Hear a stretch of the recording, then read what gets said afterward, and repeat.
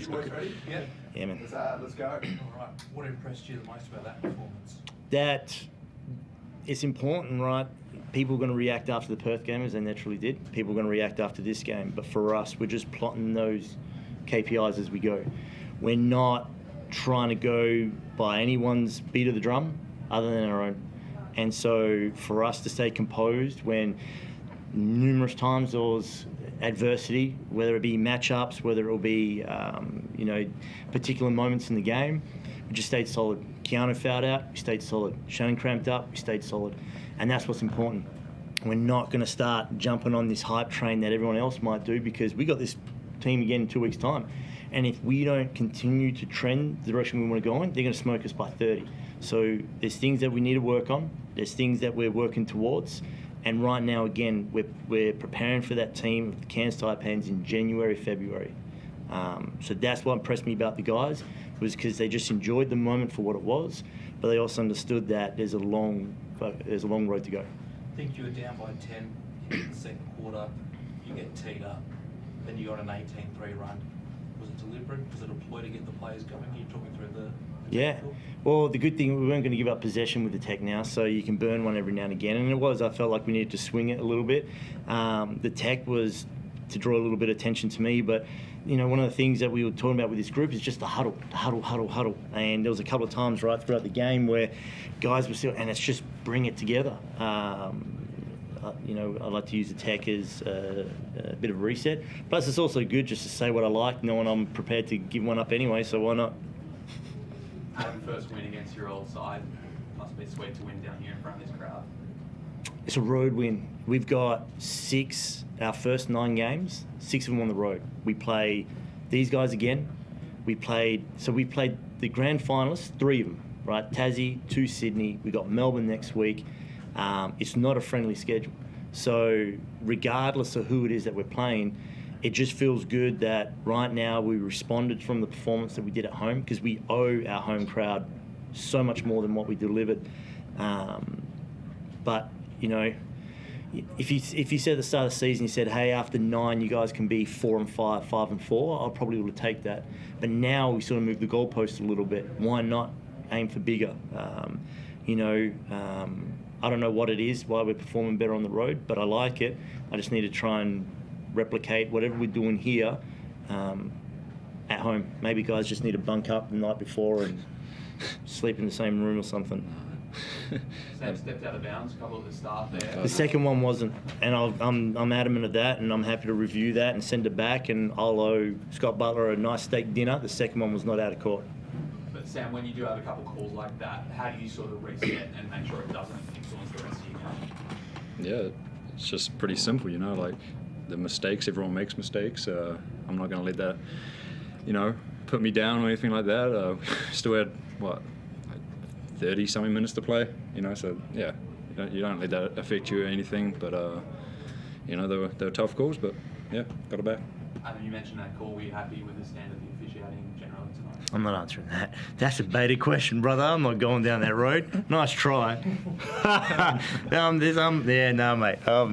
I've been down this rodeo before. I'm good. I got a 2-year-old to feed. I'm not forking out fine money. That's straight out of his pocket money. So, yeah. Ahead by 2 points going into the last quarter. What was the message at the 3-quarters home break, knowing the Kings are going to throw everything at you? Just sort of what I mentioned before, right? Like, stay solid. We had things that we discussed. There's things that we talked about within the team that were strategic and tactical. Stay solid. And it was, we talk about, basketball's a game of momentum swings. It's filled with mistakes, and, things can go your way, things can go against you, and how you best weather the storm. The crazy thing is I'm not a big fan of it, but every game we played in, we've been down 10. Like, every game we've been down 10. We've recovered from 3 of them. So I don't particularly like starting out like that, but it's good to know that one of the things that people said was bringing in such an inexperienced lineup, we were going to lack. I believe Olgan said it in his little ESPN article he likes to write, that we would struggle down the tough ends of the stretches or whatnot. There's still a lot of things we need to work on, right? The times we ran down the shot clock ridiculously late We need to work on that. But in terms of their composure, for an inexperienced group, that was the most veteran-like leadership I've seen by, how old are you, 23? Yeah. Yeah, pretty good. Don't ask me what I was doing at 23. I wasn't doing that, that's for sure. Sam, what are you expecting from Melbourne next game? You know, a tough team. You know, everyone in this league can, you know, win it any other game, any other night, and you know, we're just going to have to be prepared. We know our game. We know what we need to improve on. We got to watch film and whatnot, but you know, we're going to be ready. You know, trust all the coaches to have us ready going into that one, and we got great leaderships, you know, from Shannon, and you know, Taj is going to be probably talking when we get back about what he saw about the game. So you know, yeah, we'll be prepared for that one. Hey, McQuaid, you're up. Forde, congratulations, mate. Just the second ever win by this team in this building in 16 tries, so that's something to take home. Was I coaching the Kings when I gave one of those up? Let's see. I think, no, you weren't. No, it was before it was Will. You were assistant, though. Okay, good. You can take a piece of Oh, I remember that game. Yeah. you remember they put it Yeah. at 109 on. Yeah, I remember that game. All right, that's on Will. That's okay then. Yeah, that's right. Mate, I just wanted to ask you, defensively, the guys were outstanding. Just seemed like the communication was great, the talk and the movement of the feet. And you guys, it seemed like you made a concerted effort to really collapse the middle. What was the defensive game plan going into the game? And do you think the guys, for the most part, kind of accomplished what you were trying to go for there? Yeah, obviously I don't want to give too much of it away, and you know, real good coaches and scouts will see it for what it is, and that's fine. But yeah, like, you know, one of the things, again, especially with this young group, and one of the things probably that hit us a little bit with the Perth and the preparation was we've had some time to prepare for Kings, you know, because, you know, you asked a question to Sam about Melbourne United. I mean, you know half their team, and that's what I mean, right? So, you know, we got new guys into the league, so we had all week to prepare for Tassie. We had all week to prepare for Southeast. We jump on a flight, we play Perth, and they just punch us square in the mouth. Okay, we recover, and we got all week to prepare for Sydney. So it's a smart group, but they're just sort of getting to know the league and who their matchup is. So, yeah, did we execute the game plan? For the most part, I felt like we did. So, you know, obviously there's always going to be room for improvement, but we can't expect to roll in 2 weeks' time and think we got it in the bag with the same type of concepts. You know, we're going to have to make sure that we make the adjustments appropriately. Is that the challenge? Because obviously you've spoken about kind of getting a punch in the mouth at the snake pit and the guys responding. Is that going to be the ongoing challenge for this group, do you think?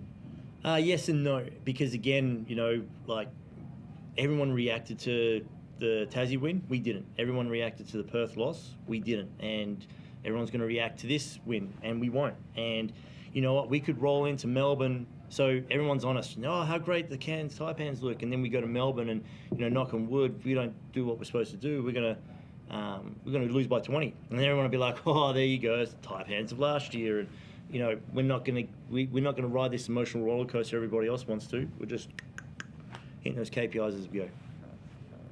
Sam, you played in a power conference in college. How have you found the transition to the National Basketball League? You know, Be careful. Yeah, there's a few things I want to say, but apparently you get fined if you do. Yeah. But you know, yeah, learning a lot. You know, it's mainly just learning the players and the teams and what they like to run and whatnot. That's probably the biggest change for me. You know, the physicality doesn't really seem too much of a big step. You know, like these are like men you're playing against, so you know they're naturally going to be stronger. They can get away with a few more things just because they've been in the game longer. But you know, back in the ACC in America, you know, playing against guys who are first-round picks all the time. So, you know, I'm kind of used to that physicality and that athleticism. So, you know, I'm just going to try to keep learning as much as I can, and yeah, hopefully that'll work out. But what about this group you're a part of? I mean, what's impressed you the most so far in the early going? Yeah, you know, like today, especially, you know, there's a ton of energy. You know, Lat was amazing, I felt like. You know, this is his first road trip with us, and he did a great job bringing the energy for us. And, you know, at practices and everything like that, you know, guys aren't afraid to talk. You know, we obviously have, like, natural leaders with some of the older guys like Shannon, but, you know, everyone's kind of chipping in and, you know, letting their thoughts be heard and whatnot. So, you know, I'm really happy with this group, great group of guys, and looking forward to the rest of the season with them. Thanks, guys. Thank you. Alison's up. Oh, this is a long one. This is good. Oh, thank you. Congratulations on the win.